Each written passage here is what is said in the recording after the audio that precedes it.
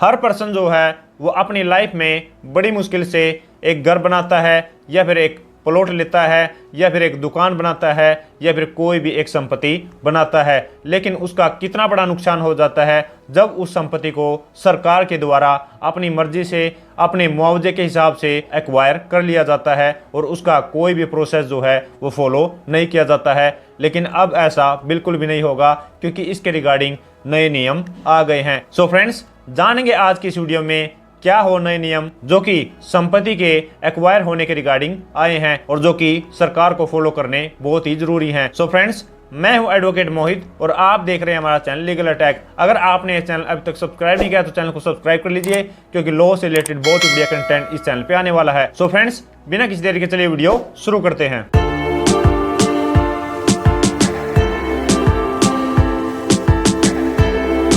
So friends, जिस judgement में ये नई गाइडलाइन आई हैं उस जजमेंट का नाम है Kolkata municipal corporation versus Bimal Kumar Shah. 16 मई 2024 को ऑनरेबल सुप्रीम कोर्ट की ये लेटेस्ट जजमेंट आई है। तो सबसे पहले हम इस केस के फैक्ट्स जान लेते हैं कि इस केस में क्या हुआ था। इस केस में म्युनिसिपल कॉरपोरेशन ने एक पर्सन की संपत्ति को जो है वो एक्वायर कर लिया था और अपने ही हिसाब से उसको एक्वायर कर लिया था। तो यहाँ पर ये जो मैटर है ये पहुँच गया था ऑनरेबल सुप्रीम कोर्ट तक और ऑनरेबल सुप्रीम कोर्ट ने कुछ ऐसी गाइडलाइन बताई कि ये सरकार को जो है वो ज़रूर फॉलो करनी चाहिए और ये जो लीगल प्रोसेस है वो ज़रूर फॉलो करना चाहिए जब भी किसी भी संपत्ति को एक्वायर किया जाता है। और साथ में ही ऑनरेबल सुप्रीम कोर्ट ने ये भी कहा कि जो इस केस में संपत्ति को एक्वायर किया गया है वो एक गलत तरीके से किया गया है। सो फ्रेंड्स, अब मैं आपको वो 7 प्रिंसिपल्स 7 गाइडलाइन बता देता हूँ कि किस हिसाब से जो है वो सरकार को एक संपत्ति जो है वो एक्वायर करनी होगी और उसका लीगल प्रोसेस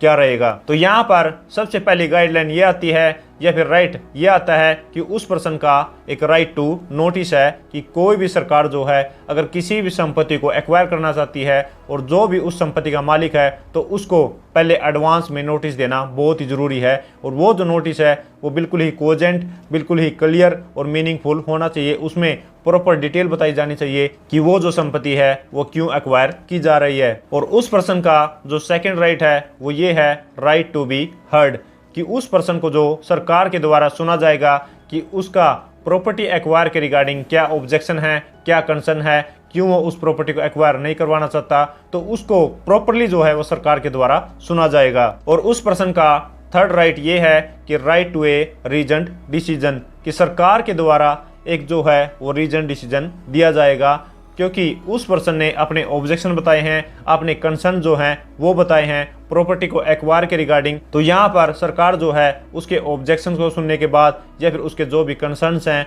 उनको सुनने के बाद एक रीजेंट ऑर्डर बताएगी और जो भी सरकार के द्वारा रीजेंट ऑर्डर बताया जाएगा या फिर रीजेंट डिसीजन दिया जाएगा तो वो उस पर्सन को कम्युनिकेट करना बहुत ही जरूरी है। और प्रॉपर्टी को एक्वायर करने के रिगार्डिंग जो फोर्थ प्रिंसिपल है वो ये है कि सरकार जो है वो उस संपत्ति को एक्वायर जो है वो सिर्फ पब्लिक पर्पज के लिए ही करेगी, ना कि पर्सनल पर्पज के लिए। तो यहाँ पर समझने वाली बात यह है कि अगर किसी भी संपत्ति को एक्वायर किया जा रहा है तो उस सिचुएशन में वहाँ पर वो जो संपत्ति एक्वायर होगी तो वहाँ पर या तो कोई भी बस स्टेशन बनेगा या फिर रेलवे स्टेशन बनेगा या फिर एयरपोर्ट बनेगा या फिर कोई भी पब्लिक रोड जो है या फिर हाईवे जो है वो बनेगा, क्योंकि ये सारी चीज़ें जो हैं वो एक पब्लिक पर्पज के लिए आती है। और फिफ्थ राइट जो है वो उस पर्सन का ये आता है राइट ऑफ रेस्टिट्यूशन और फेयर कंपनसेशन, कि अगर सरकार के द्वारा कोई भी संपत्ति जो है अगर वो एक्वायर कर ली जाती है तो एक्वायर होने के बाद उस पर्सन को एक रेस्टिट्यूशन या फिर एक घर या फिर एक ज़मीन या फिर प्लॉट जो है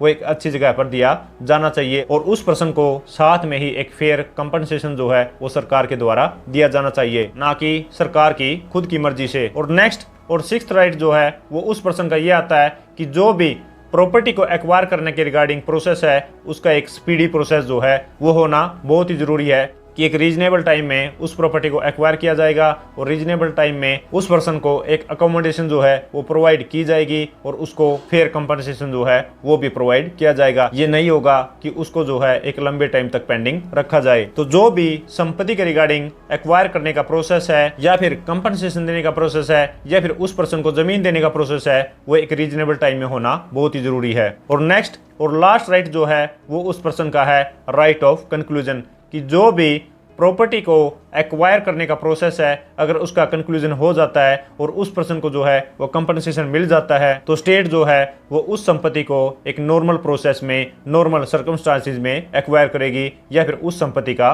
पोजेशन लेगी। तो यहाँ पर ऑनरेबल सुप्रीम कोर्ट ने ये जो 7 राइट हैं, 7 राइट्स हैं या फिर 7 प्रिंसिपल हैं या फिर 7 गाइडलाइन हैं, इनको बताते हुए ये कहा कि इस केस में जो भी संपत्ति है वो सरकार के द्वारा गलत तरीके से एक्वायर की गई है। तो यहाँ पर ऑनरेबल सुप्रीम कोर्ट ने सरकार पर 5 लाख रुपए का कंपनसेशन जो है वो लगाया और ये कहा कि सरकार को 60 दिन के अंदर अंदर इस पर्सन को 5 लाख रुपए कंपनसेशन देना है। सो फ्रेंड्स, आशा करता हूं कि आप लोगों को समझ आ गया होगा कि अगर सरकार के द्वारा कोई भी संपत्ति जो है अगर उसको एक्वायर किया जाता है तो कौन से प्रिंसिपल जो हैं, कौन सी गाइडलाइन जो है वो फॉलो करना बहुत ही ज़रूरी है। और अगर इन 7 प्रिंसिपल्स को, 7 जो गाइडलाइन है, इनको फॉलो नहीं किया जाता तो उस सिचुएशन में जो भी वो संपत्ति की एक्वायर हुई है सरकार के द्वारा उसको इलीगल माना जाएगा। सो फ्रेंड्स, आशा करता हूं इस वीडियो से, इस जजमेंट से आपको कुछ सीखने को मिला होगा। और अगर ये वीडियो आपको अच्छी लगे तो लाइक कीजिए, शेयर कीजिए, और अगर आपने चैनल अभी तक सब्सक्राइब नहीं किया तो चैनल को सब्सक्राइब कर लीजिए,